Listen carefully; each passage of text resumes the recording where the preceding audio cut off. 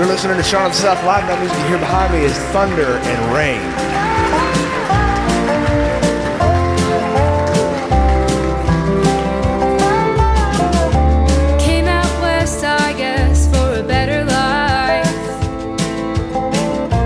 Hitching a ride on the mountainside. Memories I see, what I left behind, that I never thought I'd miss. Sleeping alone, disowned in a living room.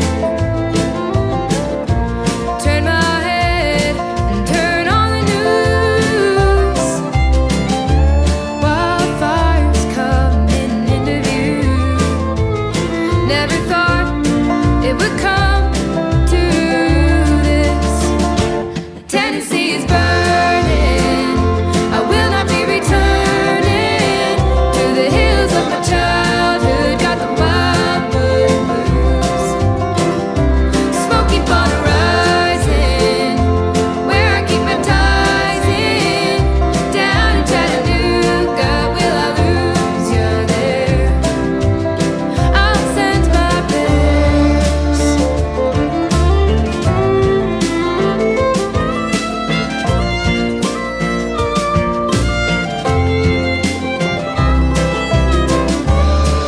When the bottle was empty, Daddy got me. So I took my time hiding on Deep Creek. How will I ever get to make peace when I can't forget? Tennessee is burning. I will not be returning to the hills of my childhood. Got the wildwood blues. Smoke keep on rising, where I keep my ties in. Down in Chattanooga, will I lose you there? I'll send my prayers. I'll send my prayers.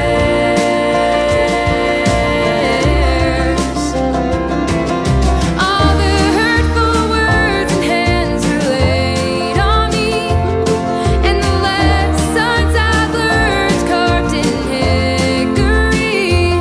While the flame sustained with my heart still there, and down in Chattanooga, will I lose you there? Tennessee is burning. I will not be returning to the hills of my childhood, those wildwood blues. Smoke keep on rising, where I keep my ties in. Down in Chattanooga, will I lose you there? Down in Chattanooga, will you take me there? Where Tennessee is burning. Tennessee is burning. Tennessee is burning.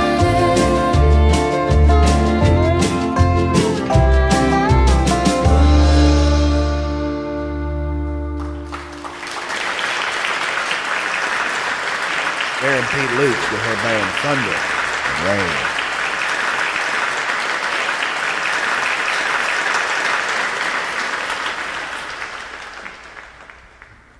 I was leaving Birmingham at about 3 o'clock in the morning. I travel early when I make long distance trips because my father used to travel early when he made long distance trips. And we do things that our parents did simply because our parents were the ones who did them. Things that don't make any sense whatsoever. We do them because they connect us somehow to our parents. And I was leaving at 3 o'clock in the morning because it's something my father would have done. I am the kind of person who, when given the opportunity, enjoys to sleep until the crack of noon. But today was different. I had about a 4-hour drive ahead of me, and I wanted to get it done before the traffic on the roads clogged the 2-lane highways. There was snow in Alabama, I was driving and I saw the purple night sky lit up with tiny little stars stuck to the fabric of the night. And there was snow, blankets of white snow on the cattle pastures and the peanut fields and the cotton fields and the soy fields which I passed. The cattle were laying down on all fours and they were looking at me drive by like, this guy is one brick short of a load. Snow in Alabama does not set well with me. I have seen it snow here a few times in my life, but it is quite unnatural and it is a rarity. I've heard old timers talk about the great blizzard of 1963, and they talk about it as if they had come close to the edge of Armageddon. In other parts of the United States, preachers like Pentecostal preachers, Methodists, Baptists, and even Baptist-Costals, or that one denomination that doesn't allow any music produced by an instrument inside their walls.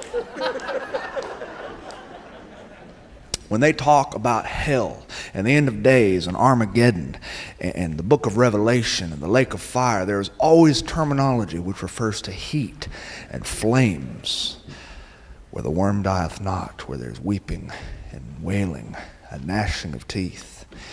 And the lake of fire is reserved for any child who has ever participated in a game of poker after school.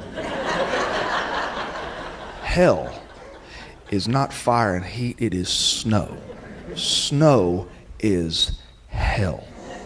This is why whenever ice begins to come from the sky and pelt your car and leave dents on your tin roof, an Alabama will walk outside and he will point to the sky and he will say, "Oh, hail."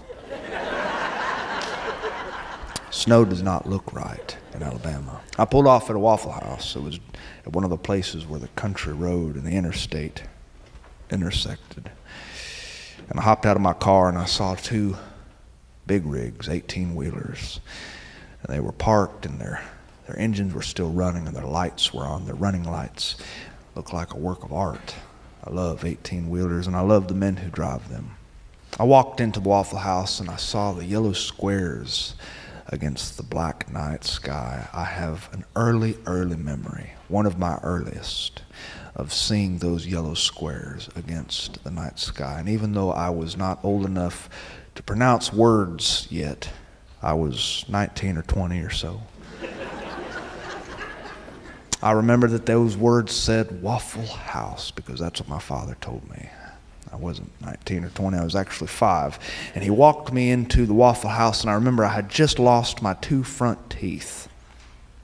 He walked me inside, he set me down. The waitress came from across the room, and she looked at me and she said, "What'll it be?" And my father said, "Give my boy something that doesn't require chewing. Go ahead, show her, Sean." And I opened up my mouth and I showed her this gaping hole in the center of my smile, and she grinned and she said, "Chili, chocolate milk, and hash browns." And that's what they served me. And my father asked for a bottle of ketchup, and this is what we put on our hash browns. Some men are Methodists, are Baptists, and as I said before, some even go to churches that don't play music inside the walls. My father was a ketchup man. He would use it on anything from macaroni and cheese to scrambled eggs to white wedding cake, although that was a wedding where he had had a disagreement with a 12-pack. He put it on my hash browns, or at least he was going to try to put it on my hash browns. But when he turned the bottle upside down, nothing came out because it was a brand new Heinz ketchup bottle. And my father was no stranger to dealing with a Heinz ketchup bottle. He was such a ketchup connoisseur that every year on his birthday in September, the Heinz Corporation sent him a birthday card with a $5 gift certificate. My father was a ketchup fanatic. He turned the bottle right side up and he said, "I want to show you a trick, boy. I want to show you a trick."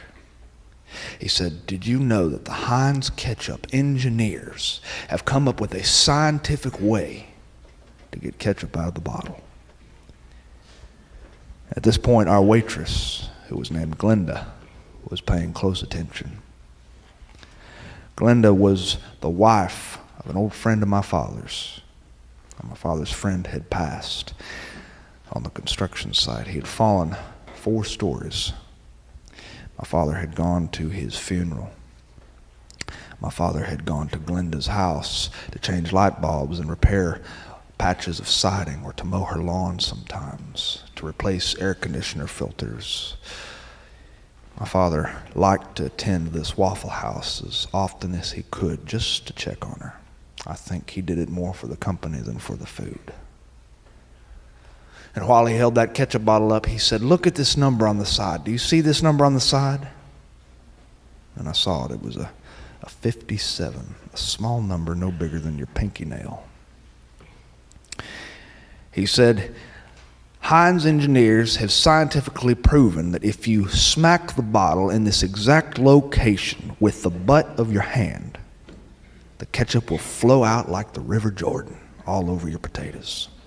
Glenda let out a single laugh. My father said, "No, I'm serious. I'm serious. You just watch." And I thought to myself, what fun it might be to be a Heinz ketchup engineer. To come home smelling like heirloom tomatoes and Roma tomatoes for a living would be not so bad. Forget being a firefighter or a weatherman or a women's swimsuit photographer. A ketchup engineer is what I want it to be. My father smacked that number with the butt of his hand, and the ketchup didn't even move. Glenda only laughed, and she said, "Give me that bottle." She took it from my father's hands, and she got a butter knife. She turned the bottle upside down, and she shoved that butter knife into the mouth of the ketchup bottle and gave it one stiff shake. And the ketchup began to flow. My father took the bottle, and he spent that entire bottle almost on my hash browns. We were ketchup people. My father would even ruin a $50 steak with Heinz ketchup. And I remember we ate, and my father and Glenda talked, and he tried to tell jokes. My father was a terrible joke teller. And I inherited this from him. This is why, in a room full of people like tonight, I will tell jokes that will make your soul die and forget what laughter sounds like. And my father took me off that stool, and he wiped the ketchup off my face and off my shirt. And I remember he reached into his back pocket and he removed a $100 bill. He placed it on the counter, and he tried to leave the Waffle House without even drawing attention to himself. And Glenda stopped him and said, "Hey, this is too much, John." He smiled at her and he said, "It takes true talent to get ketchup out of a bottle like you did." And she said, "God bless you. God bless you both." And we drive to wherever we were going. I don't remember that now. As time goes on, I seem to remember less about my life, my childhood. So I walked into the Waffle House. It was around 4:30 in the morning. And inside the Waffle House were 2 truck drivers, a big man with red suspenders and a John Deere cap and a plaid shirt and a long white beard that made him look a lot like jolly old St. Nick. And I don't mean Nick Saban. And there was a skinny man. To his left, the skinny man had big ears and skin like shoe leather, and he also had a plaid shirt tucked in with a belt buckle, and his boots were resting on the bar beneath the counter, and they were talking to this waitress, telling her what they wanted for breakfast. And in the corner of the restaurant were 2 young people who were wobbling while they ate, and I recognized that wobble. They were dead drunk. Or as my father would have called them, half tight. I sat at the bar, and the woman behind the counter was small and slight, and she had old-looking skin and wiry hair, and when she spoke, it sounded like a pack of unfiltered camels. She said, "I'll be right with you. I'll be right with you." And she was taking these men's orders and writing them down, and as soon as she finished, she walked over to the flat-top grill, and she began cooking. And one of the men asked, he said, "Where's the cook today? Are you here all by yourself?" She said, "Oh, he came down with the flu." Hadn't you heard? Most Alabama has the flu. The governor even declared a state of emergency. The slender man with the big ears said, "My God, the flu, snow, a state of emergency? What's happening to Alabama?" She cooked up their breakfasts in no time flat. She knew exactly what she was doing. Here, I thought to myself, is a woman who knows how to fry an egg. I have said it before, I will say it again. There is a right and a wrong way to fry an egg. Young people today fry eggs in skillets that are coated with this plastic thing called Teflon. It's something that I believe is made out of recycled tire rubber, and they spray it all over these cheap $1 skillets that you buy at the dollar store. You take it home and you spray it with Pam. I don't know what Pam is or who she is, but I don't believe she has any business on a fried egg.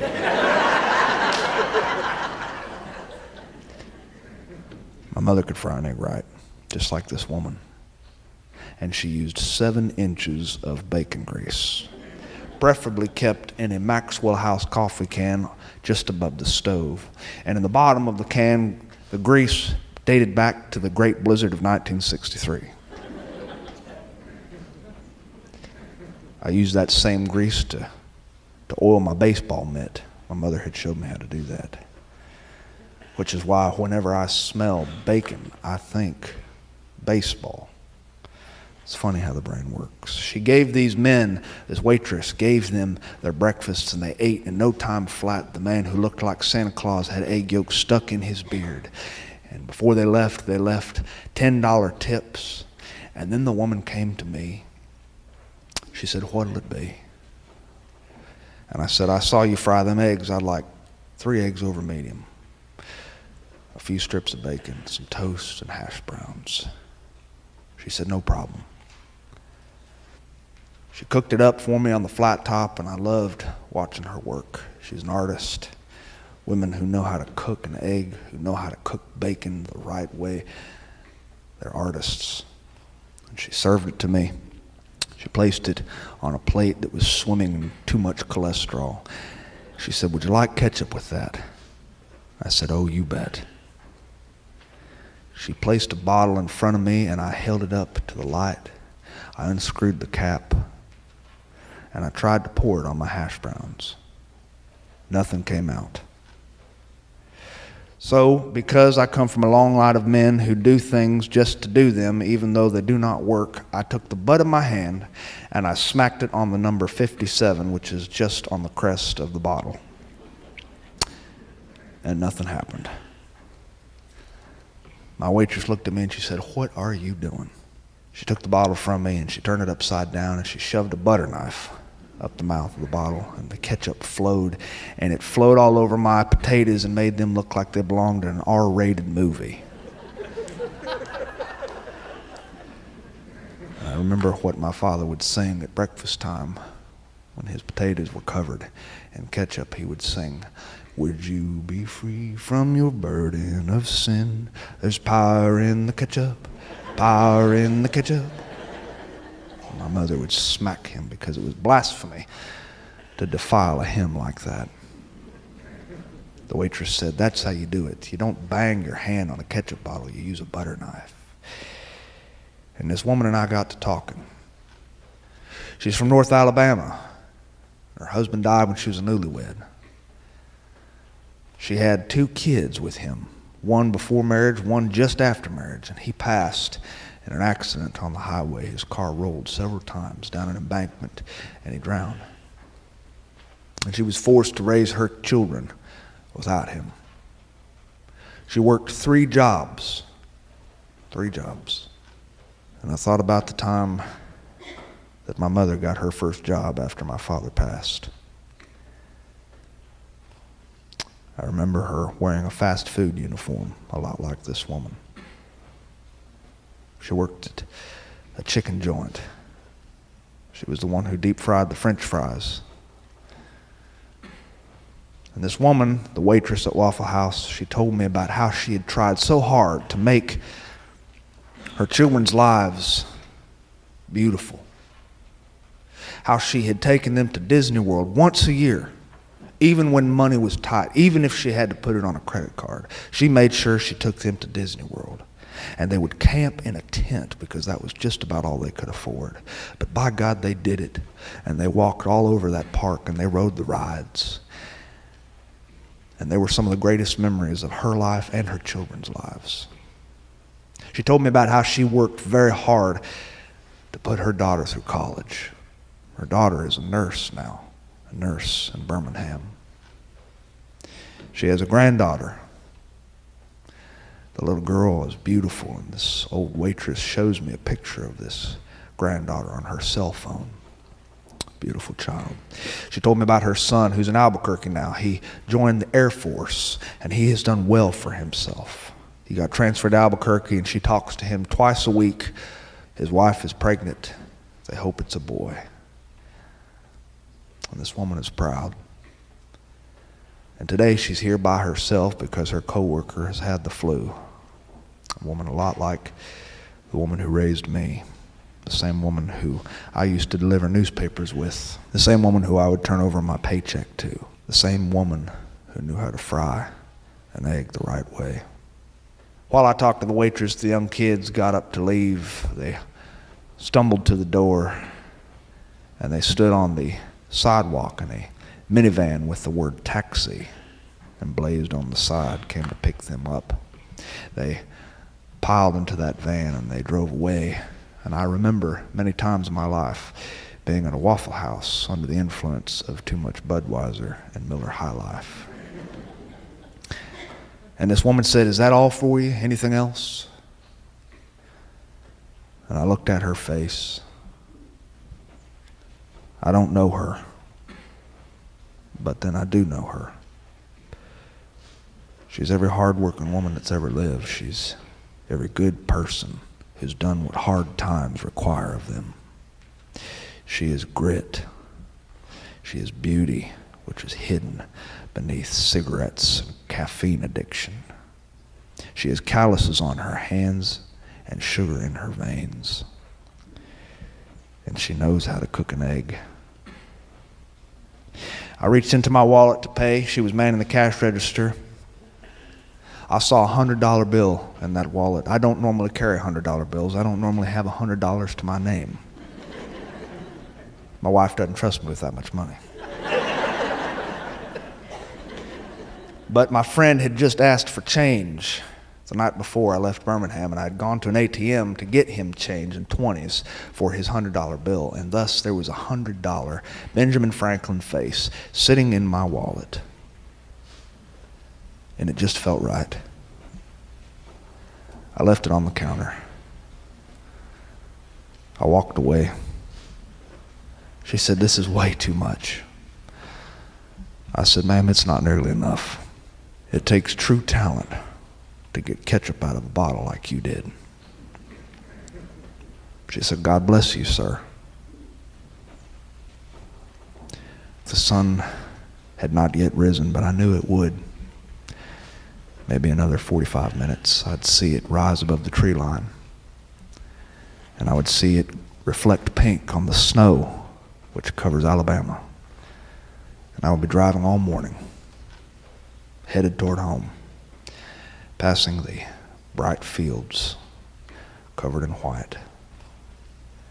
And I would be thinking about a man who liked ketchup a little too much, and about the woman he left behind. We do things our parents did. We don't know why we do them. But I hope and pray we never, ever stop. Because to stop would mean that we have forgotten them. I hope we never stop using ketchup or $100 bills. And I hope we never forget about women who wear fast food uniforms.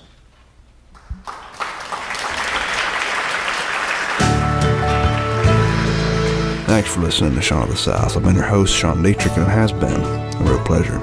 That music here behind me is Thunder and Rain. Aaron P. Lukes, Pete Weber, Ian Hagel, Chris Herbst, Natalie Padilla, and Kevin Matthews. To find out anything more about what they do, you can visit Thunder and Rain Music, and be sure to check out their new album, Start Believing, on iTunes. To find out anything more about what I do, you can visit SeanoftheSouth.com. And while you're there, I hope you drop me a line, because I love to hear from my friends. And speaking of friends, change is inevitable, except from vending machines. Adios.